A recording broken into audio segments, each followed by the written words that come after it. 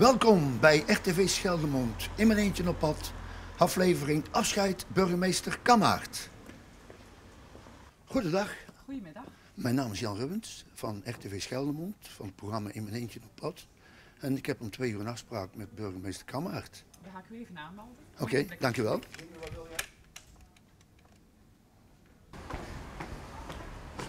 Nou burgemeester, in mijn eentje op pad.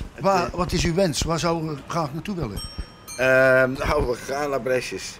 Ik hoorde vanochtend dat daar een actie was van Mascura. Dat is een club die zamelen geld in om wensen van mensen te honoreren. En dan zieke mensen. En ze ook te verrassen met het vervullen van die wens. Dus het lijkt mij goed als we toch op pad gaan om daar dan even aan te wippen. En eens te kijken hoe dat gaat. Ja, gaan we doen. Okay. Zijn we op pad?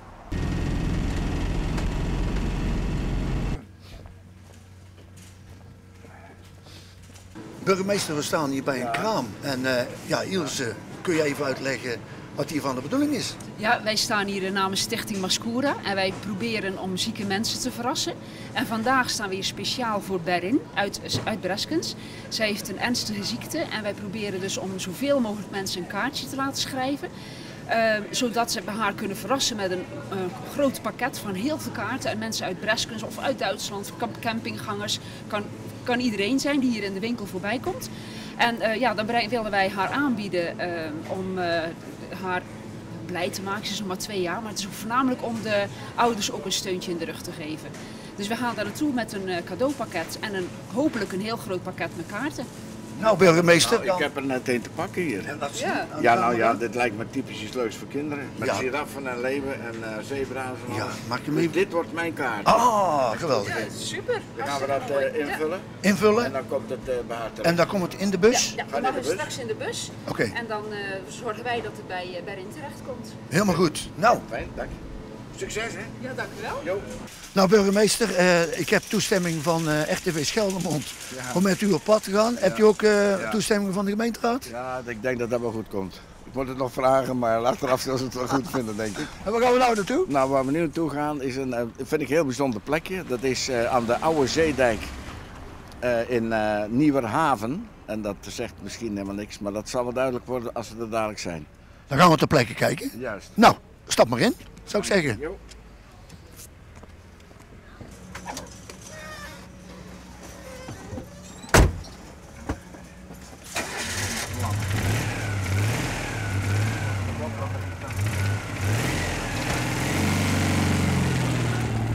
Nou burgemeester, u hebt mij wel op een bijzondere plaats gebracht. Waar zijn we nu beland? Ja.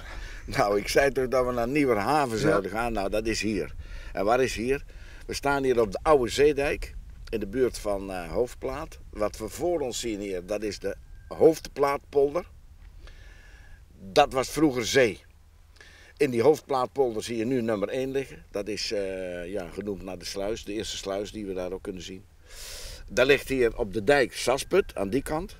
Dat is Sas, is sluis, dus dat was vroeger de sluis waar binnenwater afloosde op de zee. Voor ons ligt Slijkplaat. Dat was vroeger natuurlijk, toen het nog niet ingedamd was, een slijkplaat. Dus dat is een slik, dat is daarna genoemd. En in die tijd, toen het dus nog niet was ingepolderd, toen was hier een haventje, dat heette Nieuwerhaven.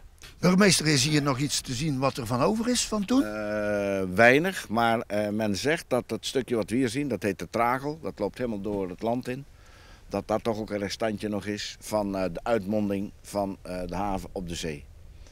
Maar Nieuwerhaven is dus een van de vele verdronken dorpen en afgebroken dorpen ook door overstromingen en dergelijke van ons West-Vlaanderen hier.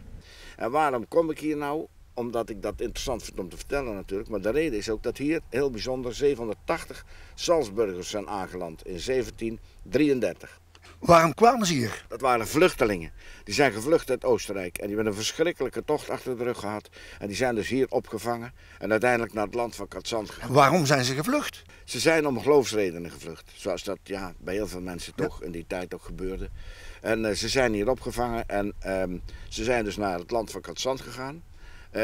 Wat ik nu voorstel om te doen is dat we even naar Groede gaan. Want in Groede, daar hebben ze hun kerk gevestigd gekregen. De Evangelisch-Lutherse kerk. En er zijn heel bijzonder ook nog altijd mensen die een beetje een Duitse naam hebben in dit gebied. of van Duitsland afstammende naam. Oostenrijk. Dus dat zijn dan nazaten van die Salzburgers, die zijn nog terug te vinden hier. Dus we gaan nu naar Goede. We gaan nu naar Groede. Gaan we doen. Oké, ja, prima.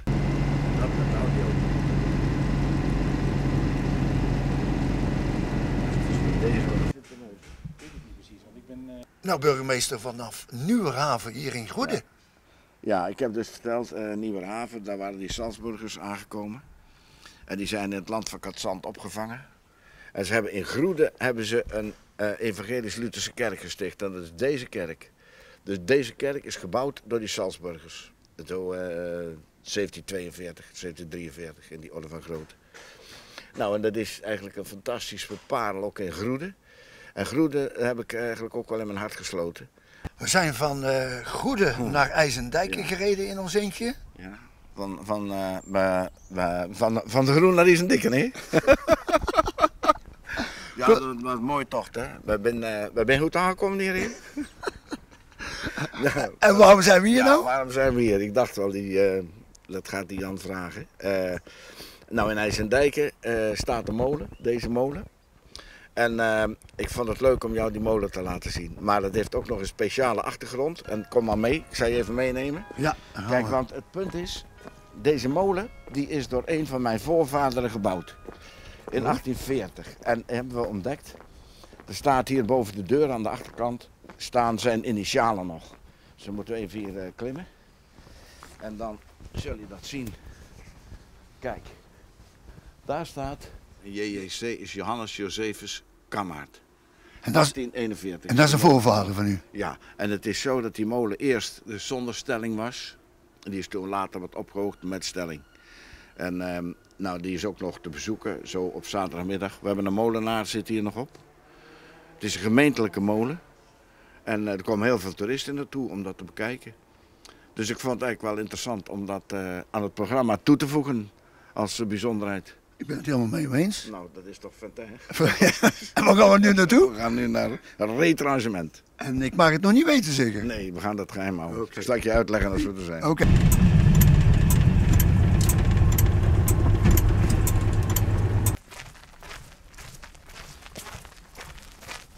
Burgemeester Kammaert, retrangement. Waarom heb je dit punt bij deze grenspaal uitgekozen? Nou, dat is, ik kom hier heel vaak met bezoek. Omdat ik dit een hele bijzondere plek vind waar je heel veel over de geschiedenis kunt vertellen. Maar deze plek heet, dat heet de Drieling eigenlijk. En we zijn hier bij de Drieling. En wat is dat? Dat zijn 3 op elkaar volgende grenspalen. Nou, er staat er hier eentje, er staat er verderop in de wei in en daartussen staat er ook een. En dat is eigenlijk de plek waar de grens van België is. Vroeger liep die grens in het Zwin. En dan trok je dat gewoon zo met je op het oog. Maar nu is het belangrijk ook voor de grond om te weten waar die grens loopt. En vandaar dat ze daar een extra paal neer hebben gezet. Dus je kunt dan zo kijkend rechtaf, zie je er dan 3 op een rij. Maar om nog een andere reden ben ik hier. Omdat namelijk je hier de Nederlandse geschiedenis weer terugziet. Dit is de oude zeedijk uit de middeleeuwen. En links, dus aan die kant, was het Zwin. Daar zijn overigens hele veldslagen uitgevochten. Ook rond Sluis en zo. En wat nou zo bijzonder is, als je hier met bezoek komt, dan denken ze dat dit allemaal de wallen van retrangement zijn. Maar dit is geen wal van retrangement, zeg ik altijd. Dit is de zeedijk van het oude retrangement. En binnen die zeedijk hebben ze de wallen aangelegd. En die zien we daar. Die liggen rond heel retrangement. En het bijzonder is ook dat binnen die wallen nog een apart wallenfort gemaakt is, het Nassaufort. Dus het is een plekje waar je de Nederlandse historie terugziet.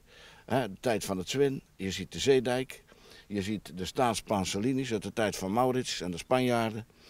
En je ziet dan eigenlijk de moderne tijd ook door het dorpje Retrangement, waar eigenlijk een hele mooie toeristische parel is.